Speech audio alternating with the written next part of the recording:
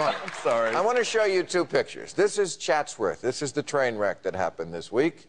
And this is Hurricane Ike. Okay?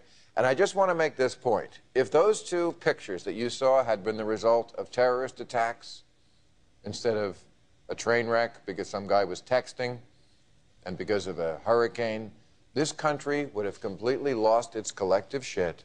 We would have invaded Yemen, suspended the Constitution, and done all manner of crazy stuff. And isn't there something to be said for understanding that terrorism, as bad as it is, should not control our lives?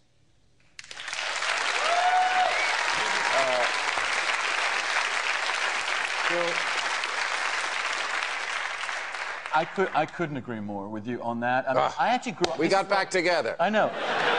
Because the president is actually, his oath of office is to defend the Constitution, our liberties, not to defend the security of the country. And sometimes there will be a trade-off. And there will be a trade-off. I grew up in a country in England where bombs went off all the time. And the British attitude was, carry on, ignore these people, do your work, be stoic, fight through it, retain your freedoms. Do some things you need to do, like you do need to tighten security, you do need to do some practical things, but to throw our Constitution out of the window for the phony idea of security is crazy. Give me liberty or give me death, okay? The first Americans would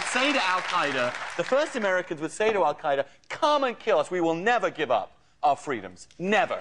That's why we came here. And these people throw away our freedoms for the sake of a phony security which we can't even secure permanently anyway.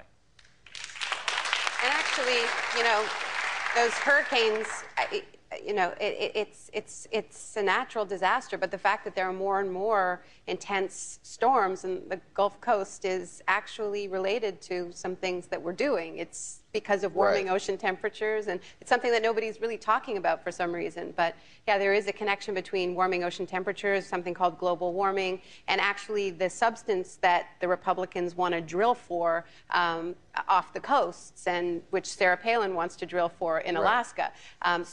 These aren't just completely random acts, and they're not interested in that kind of security. But when you think about the number of people who die from, for example, car accidents, 40,000, we don't declare a war on cars. We just accept, hey, we want to have cars. We're not going to give up our cars, so we're okay with 40,000 people dying. Only difference... Doctor error. Don't even get me started on that one.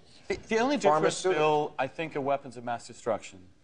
Because the destruction that these religious fanatics, these Islamists, who are still an incredible danger to us, and I think it's important for us, for those of us who think Bush has been a disaster, nevertheless to say that doesn't mean that we don't have real enemies.